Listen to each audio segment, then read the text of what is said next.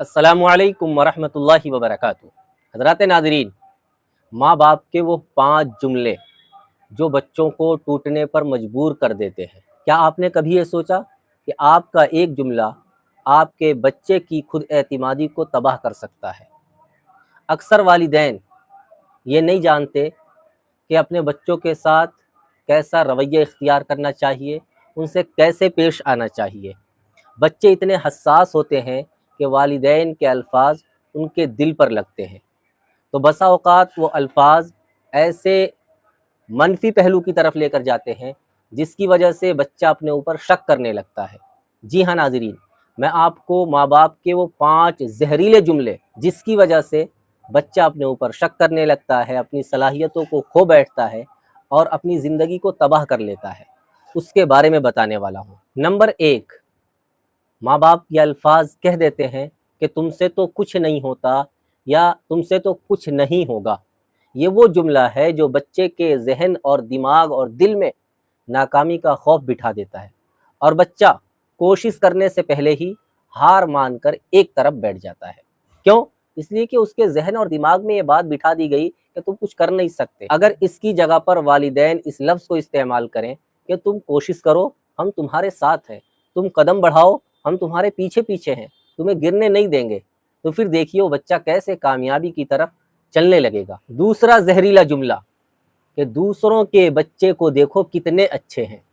ये वो जुमला है जो बच्चे के अंदर एहसास कमतरी पैदा करता है।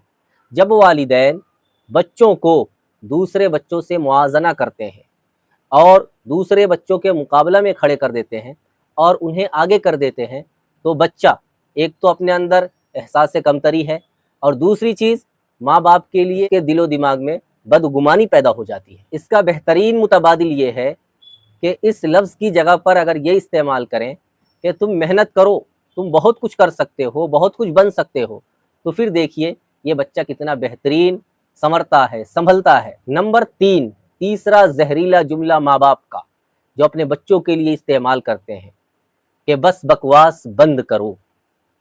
जब बच्चा अपनी बात कहना चाहे, अपनी कोई बात रखना चाहे, तो माँ बाप ये कहकर खामोश करा देते हैं कि बस बकवास बंद करो। ये वो लफ्ज़ है कि बच्चे को इससे ऐसा लगता है कि मेरी बातों पर कोई तवज्जो नहीं देता और वो अदम तहफ़्फ़ुज़ का शिकार हो जाता है और आहिस्ता आहिस्ता वो खामोशी की तरफ चला जाता है।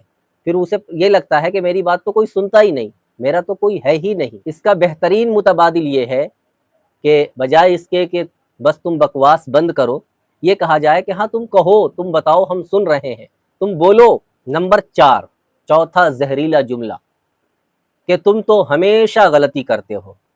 ये ऐसा जुमला है जो बच्चे को शक करने पे मुब्तला कर देता है अपने ऊपर ही।